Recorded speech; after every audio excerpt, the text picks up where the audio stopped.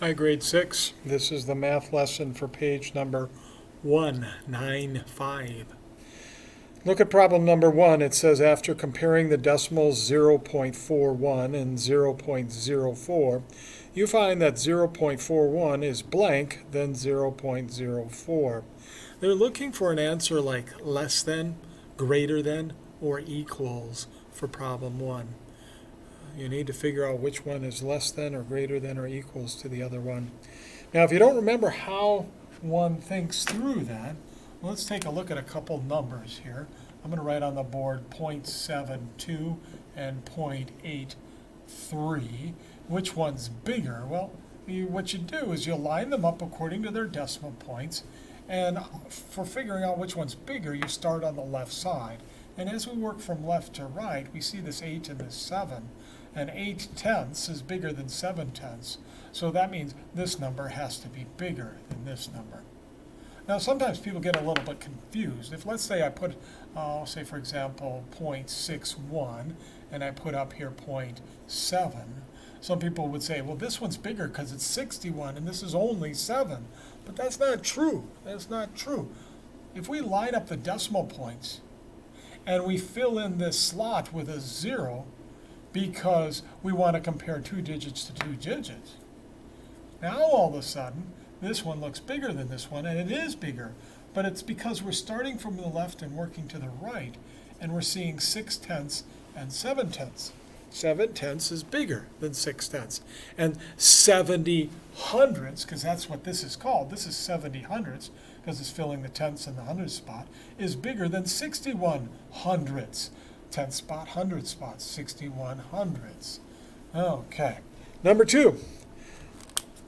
Two or more numbers that are multiplied together to form a product are called a blank.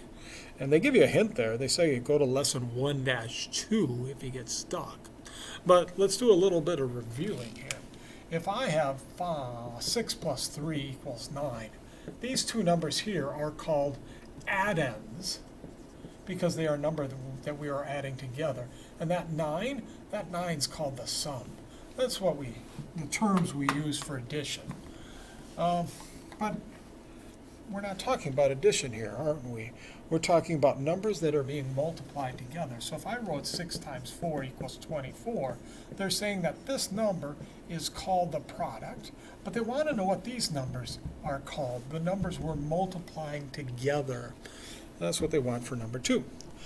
Numbers 3 through 6, you have to decide which number is bigger than the other number. Well, we kind of talked about that a little bit already. Be careful. Make sure you line up the decimal points when you're thinking through this. If I write on the board, say, 4.02, and then over here I write this number, which one's bigger? Well, somebody might be tempted to say, 402, 401, this one's got to be bigger. This one's got to be the bigger one, but it's not. Watch what happens when we line up the decimal points. Line up the decimal points. This has 4 tens. This has 0 tens. This number's got to be bigger. 40 is much bigger than 4, right? So in this case, that's our bigger number, right? What about on a problem like, say, for example, 0.8 and 0.68. Which one's bigger? Well, somebody might say that 68 is bigger than 8, right? But be careful. 68 is not bigger than 8 in this case, because this isn't really just an 8. This is really filling in the spots. We have a comparison of two decimal places. This is really 80 hundredths, and this is 68 hundredths. Now, we could also call this 8/10. But guess what? 8/10 is exactly the same number as 80 hundredths. Let me write it out in fraction form. This, and this are all the same number. 8/10, 80 hundredths, it's the same thing as 0.8 or 0.80. Okay? So this is the bigger of the two numbers. Even if you don't show the 0, it's still the bigger number, because 8/10 is bigger than 68 hundredths. Okay. Let's move on to that middle section, divisibility rules. Do you remember them? If you don't, they've got a page number. It's what? Page 554 that you can look at, but let's review them. If I have a number like 168, how do I know if it's divisible by 2? You look at the last digit. Is the last digit an even number, like 0, 2, 4, 6, or 8? If it's one of the even numbers, that number's divisible by 2. What about the rule of 3?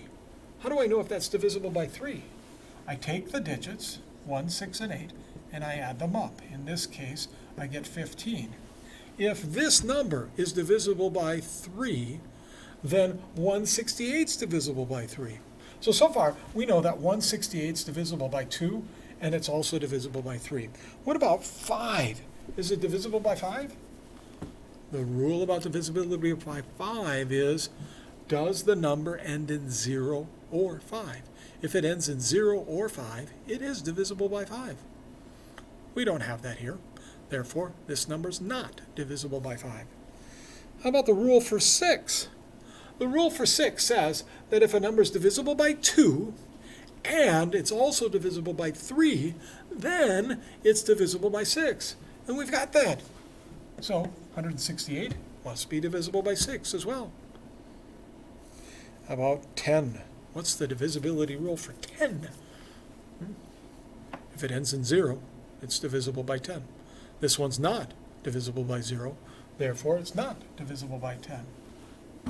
Now, sometimes there are numbers out there where none of these divisibility rules works for it.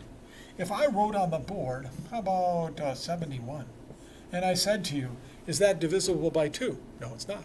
How about 3? No, it's not. How about 5? No, it's not. How about 6? No, it's not.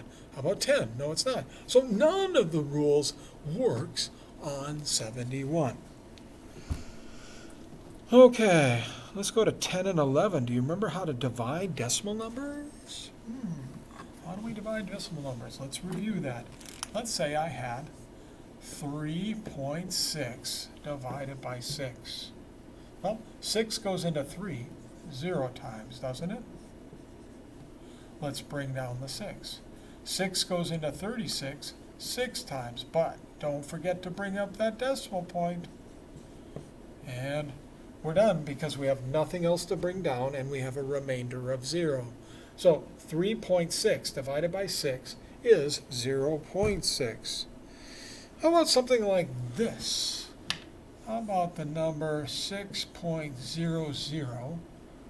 And let's divide it by, say, how about 25? How about 25? Does 25 go into 6? Nope, 0 times. Let's bring down a 0. Does 25 go into 60? Yes, 2 times. Oh, don't forget the decimal point. There we go. 2 times 25 is 50. Subtract, we get 10. Let's bring down the other 0. 25 goes into 100 4 times. So 6.00 divided by 25 is 0.24. How about the next section? Write each power as a product of the same factor. Write each power as the product of the same factor. Section's pretty easy, I think. If somebody said to you, write this power as the product of the same factor, you write this. 2 to the 6th power is really 2 times 2 times 2 times 2 times 2 times 2. And what does that equal? It equals 64. But they don't want you to write the 64 answer. They just want this part of it because that's what the directions say. The directions say write each power as the product of the same factor. And finally, that last section at the bottom, write each product in exponential form. So if I had something like this, 10 times 10 times 10 times 10, I would write that as 10 to the 4th power. Okay, that's it for page 195. Should be a little bit easier than the previous assignment. If you have any questions,